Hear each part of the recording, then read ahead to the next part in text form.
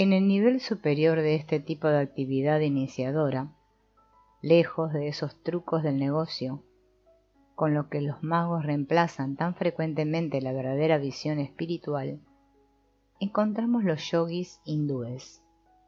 En sus estados de trance van más allá de las categorías normales de pensamiento. Uno de los símbolos oníricos más comunes para este tipo de liberación por medio de la trascendencia es el tema del viaje solitario o peregrinación, que en cierto modo parece una peregrinación espiritual, en la que el iniciado entra en conocimiento con la naturaleza de la muerte. Pero esta no es la muerte como juicio final o otra prueba iniciatoria de fuerza. Es un viaje de liberación, renunciación y expiación, presidido y mantenido por cierto espíritu de compasión. Este espíritu se suele representar por una maestra más que por un maestro de iniciación, una figura femenina suprema, es decir, ánima, tal como Kuan Yin en el budismo chino, Sofía en la doctrina gnóstica cristiana o la antigua diosa griega de la sabiduría Palas Atenea. No solo el vuelo de las aves o el viaje hacia el yermo representan este simbolismo, sino todo movimiento fuerte que ejemplifique la liberación. En la primera parte de la vida, cuando aún se está ligado a la familia originaria o al grupo social, eso puede experimentarse en ese momento de iniciación en el que hay que aprender a dar, por sí solo, los pasos decisivos en la vida. Es el momento que Eliot describe en La tierra baldía, en que uno se enfrenta con la terrible osadía de la rendición de un momento del que una edad de prudencia jamás puede retractarse. En un periodo de vida posterior puede no necesitarse romper todos los lazos con todos los símbolos de contenido significativo, pero no obstante se puede estar lleno de ese espíritu de divino descontento que obliga a todos los hombres libres a enfrentarse con algún nuevo descubrimiento o a vivir de una manera nueva. Este cambio puede llegar a ser especialmente importante en el periodo entre la edad intermedia y la vejez, que es el tiempo de la vida en que tanta gente considera qué ha de hacer en su retiro, si trabajar o jugar, si estarse en casa o viajar. Si su vida fuera aventurera, insegura o llena de cambios, puede de ser una vida sedentaria y los consuelos de la certeza religiosa. Pero si vivió principalmente en el módulo social en el que nació, puede necesitar desesperadamente un cambio liberador. Esta necesidad puede llenarse temporalmente con un viaje alrededor del mundo o simplemente mudándose a una casa más pequeña. Pero ninguno de esos cambios externos servirá a menos que haya cierta trascendencia interior de los viejos valores al crear, no precisamente inventar, un nuevo modo de vida. Un caso de este último tipo es una mujer que vivió un estilo de vida que ella, su familia y sus amigos gozaron por largo tiempo porque estaba firmemente arraigada, nutrida culturalmente y asegurada contra las modas transitorias. Esta mujer tuvo este sueño. Encontré algunos trozos extraños de madera, no labrados, sino de hermosas formas naturales. Alguien dijo, los trajo el hombre de Neandertal. Luego vi a cierta distancia a esos hombres de Neandertal que parecían una masa oscura, pero no podía distinguir a ninguno de ellos claramente. Pensé que debería llevarme de allí un trozo de su madera. Luego continué como si viajara por mi cuenta y miré hacia abajo a un abismo enorme, como un volcán apagado. Había un agua en parte de él, y esperé ver allí más hombres de Neandertal. Pero en vez de eso vi cerdos marinos negros que habían salido del agua y estaban corriendo por entre las negras rocas volcánicas. En contraste con las amistades de la familia de esta mujer y su estilo de vida de elevada cultura, el sueño la lleva a un período prehistórico más primitivo de lo que podemos imaginar. No puede encontrar ningún tipo social entre esos hombres antiquísimos. Los ve como una corporación del verdadero inconsciente, masa oscura, colectiva a distancia. Sin embargo, estaban vivos y pudo llevarse un trozo de su madera. El sueño subraya que la madera es natural, no labrada, por tanto, procede de un nivel primordial del inconsciente, no de un nivel condicionado culturalmente. Ese trozo de madera, notable, por mucha edad, liga la experiencia contemporánea de esta mujer con los lejanos orígenes de la vida humana. Sabemos por muchos ejemplos que un árbol viejo u otra planta representa simbólicamente el crecimiento y desarrollo de la vida psíquica, como cosa distinta de la vida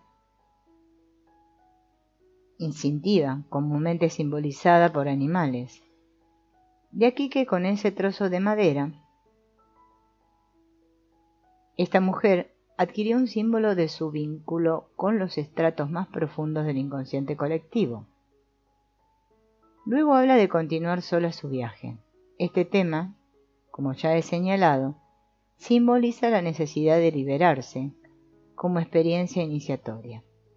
Así es que tenemos aquí otro símbolo de trascendencia. Después, en el sueño, ve el cráter enorme de un volcán apagado que ha sido el canal de una violenta erupción del fuego procedente de las capas más profundas de la Tierra. Podemos sospechar que esto se refiere a un significativo rastro en la memoria que conduce a una pasada experiencia traumática. Ella asociaba eso a una experiencia personal en los primeros tiempos de su vida, en que sintió la fuerza destructiva, pero creadora, de sus pasiones hasta tal extremo que creyó que se iba a volver loca. Había encontrado al final de la adolescencia una necesidad totalmente inesperada de romper con el módulo social, excesivamente convencional de su familia. Llevó a cabo ese rompimiento sin grave aflicción y pudo volver con el tiempo a hacer las paces con su familia. Pero todavía siguió alentando un profundo deseo de hacer una diferenciación aún mayor del pasado familiar y encontrar la libertad extrayéndola de su propia forma de existencia. Este sueño recuerda otro. Lo tuvo un joven que tenía un problema totalmente distinto, pero que parecía necesitar un tipo análogo de conocimiento profundo. También sentía prisa por conseguir una diferenciación. Soñó con un volcán, y desde su cráter vio dos pájaros que emprendieron el vuelo como si temieran que el volcán fuera a entrar en erupción. Eso ocurría en un lugar extraño y solitario con un curso de agua entre él y el volcán. En este caso, el sueño representaba un viaje de iniciación individual. Es análogo a casos recogidos entre las sencillas tribus recolectoras de alimentos, que son los grupos con menor conciencia familiar que conocemos. En estas sociedades el joven iniciado tiene que emprender un viaje solitario a un lugar sagrado. En las culturas indias de la costa del norte del Pacífico, en realidad puede ser un lago formado en un cráter, donde en un estado visionario semejante al trance encuentra su espíritu guardián, en forma de animal terrestre, ave u objeto natural. Él se identifica íntimamente con esta alma selvática y de ese modo se hace hombre. Sin una experiencia semejante se le considera, según decía un médico Achumaui, como un indio cualquiera, nadie. El sueño del joven se produjo al principio de su vida y señalaba hacia su futura independencia e identidad como hombre. La mujer que he descrito se estaba acercando al fin de su vida y también soñó un viaje similar y parecía necesitar la adquisición de una independencia análoga. Pudo vivir el resto de sus días en armonía con una ley humana eterna que por su antigüedad trascendió los conocidos símbolos de cultura. Pero tal independencia no termina en un estado análogo al apartamiento yogi, que significaría una renunciación al mundo con todas sus impurezas.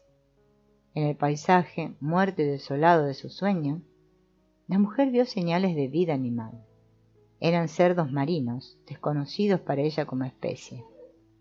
Por tanto, llevarían el significado de un tipo especial de animal, uno que pudiera vivir en dos medios distintos, en el agua o en la tierra. Esta es la cualidad universal de los animales como símbolos de trascendencia.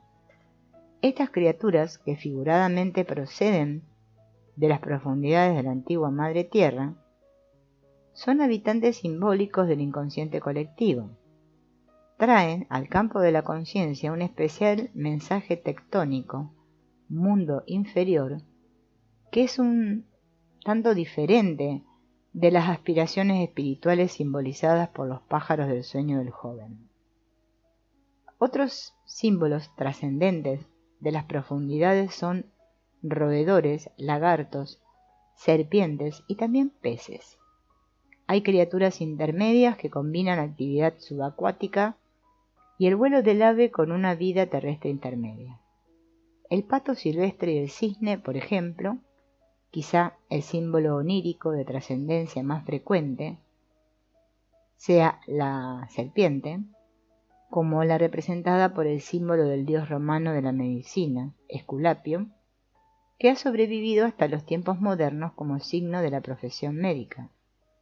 Originariamente fue una serpiente arborícola, no venenosa, tal como la vemos, enroscada en el bastón del dios sanador. Parece incorporar un tipo de mediación entre la tierra y el cielo. Otro símbolo aún más importante y extendido de la trascendencia tectónica es el motivo de las dos serpientes entrelazadas. Son las famosas serpientes Naga de la antigua India, y también las encontramos en Grecia como las serpientes entrelazadas al extremo del caduceo del dios Hermes. Un Hermes de la primitiva Grecia es un pilar de piedra con un busto del dios encima. En un lado están las serpientes entrelazadas y en otro un falo erecto. Como las serpientes están representadas en el acto de unión sexual y el falo erecto es inequívocamente sexual, podemos extraer ciertas conclusiones acerca de la función del Hermes como símbolo de fertilidad. Pero nos equivocaríamos si pensásemos que solo se refiere a la fertilidad biológica. Hermes es trickster, en el diferente papel de mensajero, dios de las encrucijadas y finalmente guía de las almas que van al mundo inferior o salen de él. Por tanto, su falo penetra en el mundo desconocido, buscando un mensaje espiritual de liberación y curación. Originariamente, Hermes era conocido en Egipto como el dios de cabeza de Ibistot, y por tanto se le concebía como la forma de ave del principio de trascendencia. También, en el período olímpico de la mitología griega, Hermes recuperó atributos de la vida de las aves que agregó a su naturaleza tectónica de serpiente. Su cayado adquirió alas por encima de las serpientes, convirtiéndose en caduceo o bastón alado de Mercurio, y el propio dios se convirtió en hombre volador, con sombrero y sandalias con alas. Aquí vemos su pleno poder de trascendencia, de donde la trascendencia más baja de la conciencia serpiente del mundo inferior, pasando por el medium de realidad terrena, alcanza finalmente trascendencia para la realidad sobrehumana o transpersonal en su vuelo alado. Tal símbolo compuesto se encuentra en otras representaciones como el caballo alado o el dragón alado, u otras criaturas que abundan en las expresiones artísticas de la alquimia, tan ampliamente ilustradas en la obra ya clásica del Dr. Jung sobre este tema.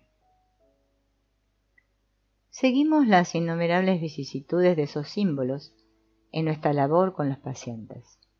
Ellos exponen lo que nuestra terapia puede esperar conseguir cuando libera los más profundos contenidos psíquicos, de modo que puedan llegar a formar parte de nuestros medios conscientes para la comprensión de la vida más eficazmente. No es fácil para el hombre moderno captar la significancia de los símbolos que nos llegan desde el pasado o que aparecen en nuestros sueños. Ni es fácil ver cómo el antiguo conflicto entre los símbolos de contención y los de liberación se refieren a nuestra propia situación peligrosa. Sin embargo, se hace fácil cuando nos damos cuenta de que son solo las formas específicas de esos modelos arcaicos las que cambian, no su significado psíquico.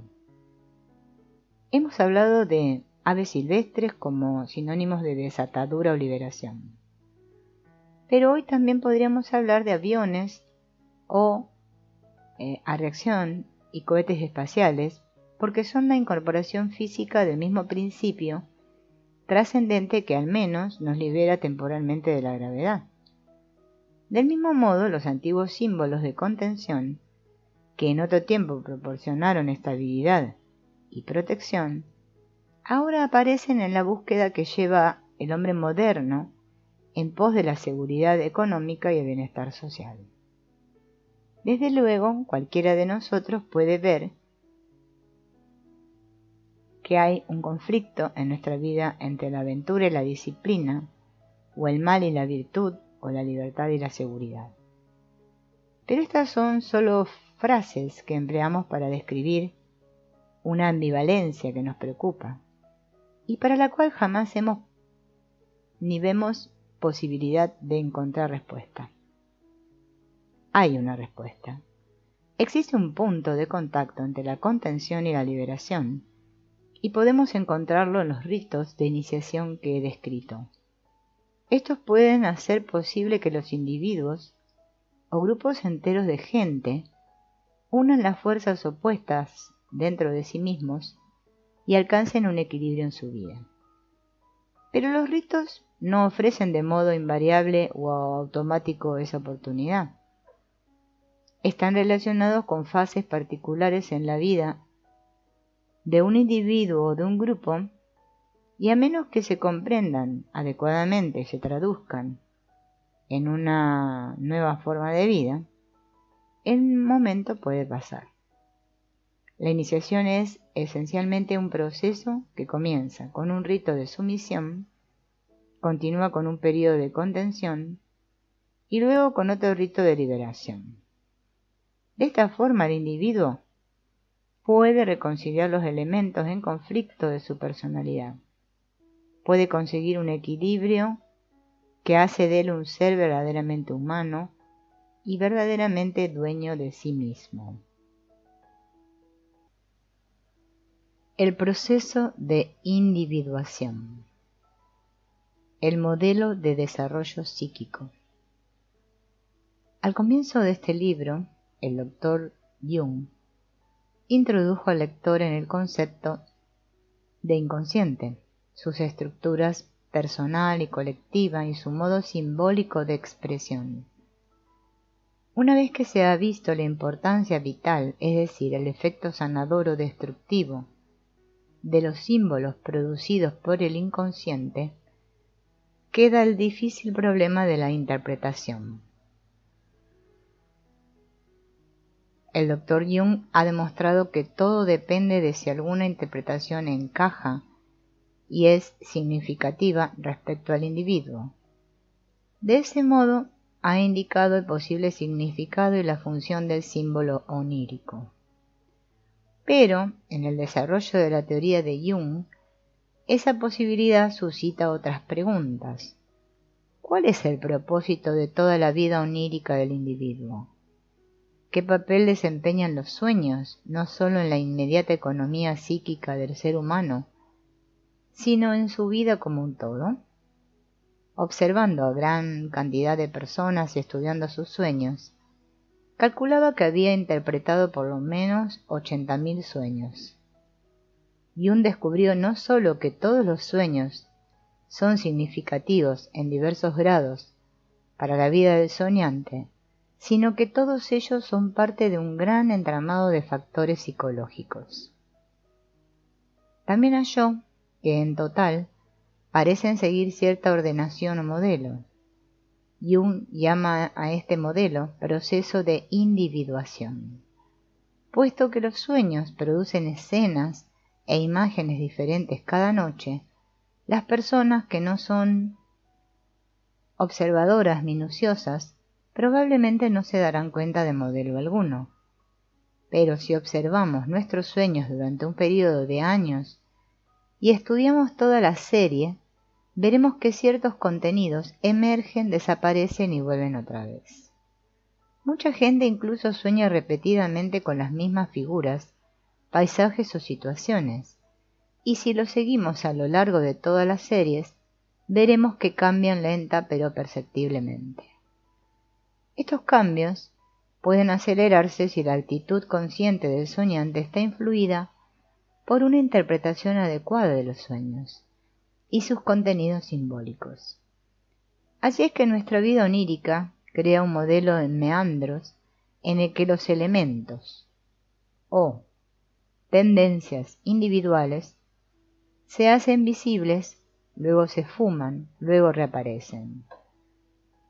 Si observamos esos meandros durante un largo periodo de tiempo, se puede ver la actuación de una especie de regulación oculta o tendencia directa que crea un proceso lento, imperceptible de desarrollo psíquico, el proceso de individuación.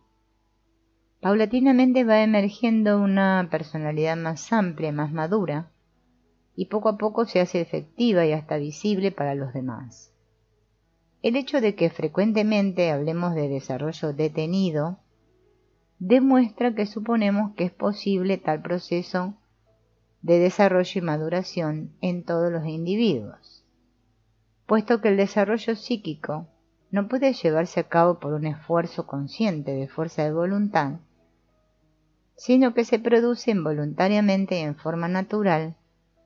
En los sueños se simboliza con frecuencia por medio del árbol, cuyo desarrollo lento, poderoso e involuntario representa un modelo definido.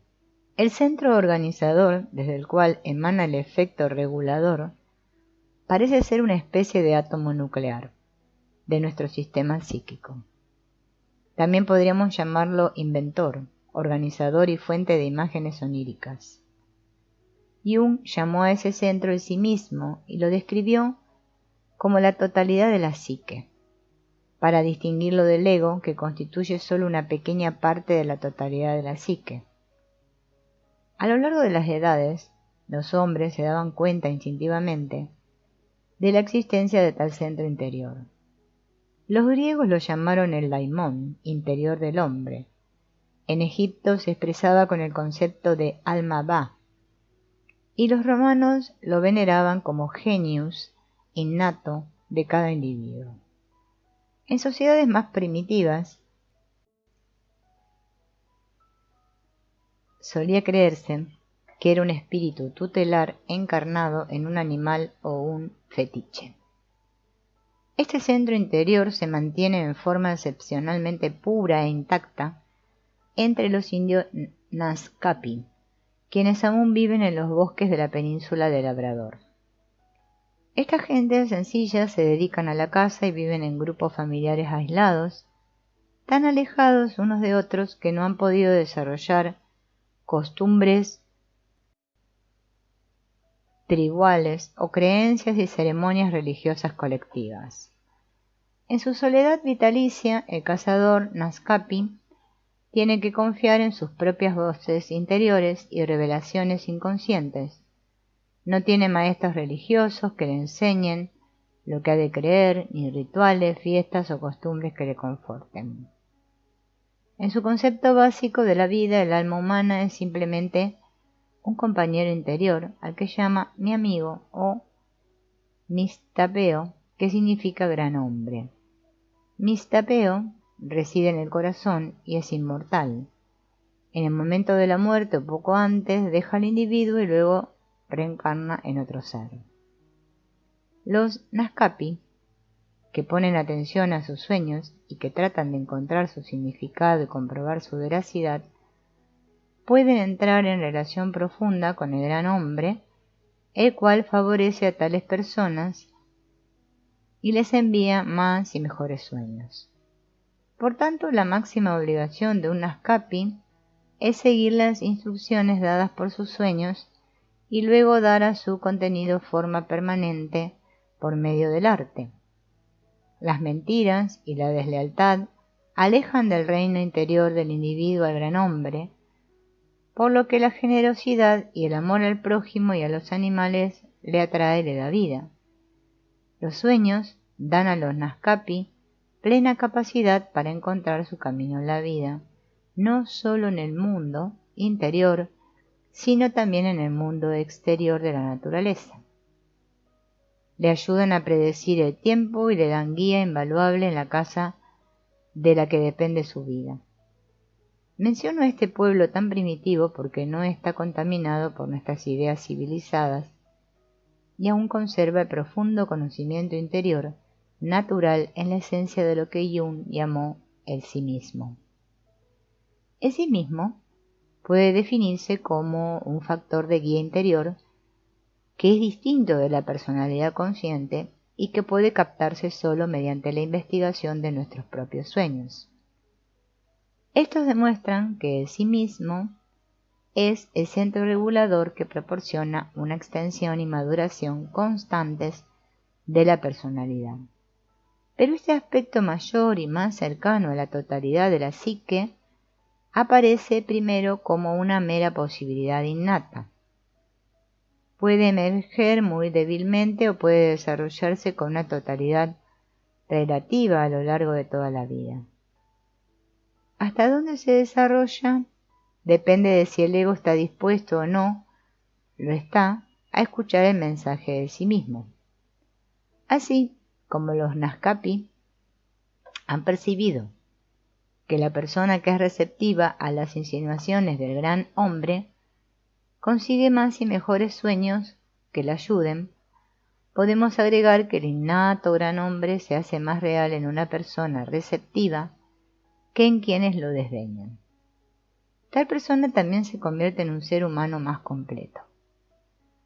Hasta parece que el ego no ha sido producido por la naturaleza para seguir ilimitadamente sus propios impulsos arbitrarios, sino para ayudar a que se realice la totalidad, toda la psique. Es el ego el que proporciona luz a todo el sistema, permitiéndole convertirse en consciente y por tanto realizarse. Si, por ejemplo, tenemos un talento artístico del cual no es consciente el ego, nada le ocurrirá. Incluso el don puede no llegar a existir. Solo si nuestro ego se da cuenta de él, podemos llevarlo a la realidad. La innata pero oculta totalidad de la psique no es la misma cosa que una totalidad que es plenamente conocida y vivida. Podríamos describir esto de la forma siguiente. La semilla de un pino contiene en forma latente todo el futuro árbol, pero cada semilla cae en determinado tiempo, en un sitio particular en el que hay cierta cantidad de factores especiales como son la calidad del suelo y las piedras, la inclinación del suelo y su exposición al sol y al viento. La totalidad latente del pino que hay en la semilla reacciona ante esas circunstancias evitando las piedras e inclinándose hacia el sol, resultando que así se determina el crecimiento del árbol. De ese modo, cada pino va llegando lentamente a la existencia, constituyendo la plenitud de su totalidad y emerge en el reino de la realidad. Sin el árbol vivo, la imagen del pino es solo una posibilidad o una idea abstracta. Insistimos, la realización de la unicidad del hombre individual es la meta del proceso de individuación. Desde cierto punto de vista, este proceso se produce en el hombre, así como en todo ser viviente, por sí mismo y en el inconsciente. Es un proceso por el cual el hombre vive su innata naturaleza humana. Sin embargo, estrictamente hablando, el proceso de individuación es real solo si el individuo se da cuenta de él y lleva a cabo conscientemente una conexión viva con él. No sabemos si el pino percibe su propio crecimiento, si goza y sufre las diferentes vicisitudes que lo conforman. Pero el hombre sí es capaz de participar conscientemente en su desarrollo. Incluso siente que, de cuando en cuando, al tomar decisiones libres, puede cooperar activamente con él. Esta cooperación pertenece al proceso de individuación en el más estricto sentido de la palabra. Sin embargo, el hombre experimenta algo que no se contiene en esta metáfora del pino. El proceso de individuación es más que un acuerdo entre el germen innato de totalidad y los actos externos del destino. Su experiencia subjetiva transmite la sensación de que cierta fuerza suprapersonal se interfiere activamente en forma creativa. A veces notamos que el inconsciente lleva la dirección con un designio secreto. Es como si algo nos estuviese contemplando, algo que no vemos pero que nos ve. Quizá el gran hombre que reside en el corazón, que nos dice su opinión acerca de nosotros por medio de los sueños. Pero este aspecto creativamente activo del núcleo psíquico puede entrar en juego solo cuando el ego se desentiende de toda finalidad intencionada y voluntaria y trata de alcanzar una forma de existencia más profunda y más básica. El ego tiene que ser capaz de estudiar atentamente y entregarse, sin ningún otro designio o intención, a esa incitación interior hacia el desarrollo. Muchos filósofos existencialistas intentan describir ese estado, pero solo llegan a despojar de sus ilusiones a la conciencia. Llegan directamente hasta la puerta del inconsciente, pero luego no consiguen abrirla.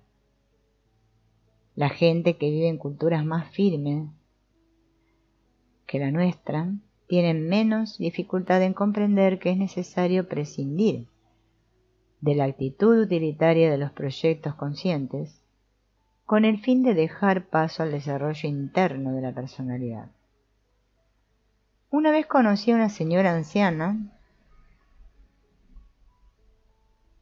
que no había conseguido mucho en su vida en el sentido de cosas externas, pero de hecho había hecho un buen matrimonio con un marido difícil y en cierto modo había desarrollado una personalidad madura. Cuando se quejó de que no había hecho nada en su vida, le conté un cuento relatado por un sabio chino, Chuang Tzu, y ella comprendió inmediatamente y sintió gran alivio. Este es el cuento. Un carpintero ambulante, llamado Piedra, vio en sus viajes un gigantesco y añoso roble que se levantaba en un campo junto a un altar hecho de tierra. El carpintero dijo a su aprendiz, el cual admiraba el roble: «Ese es un árbol inútil. Si quieres hacer un barco, pronto se pudrirá.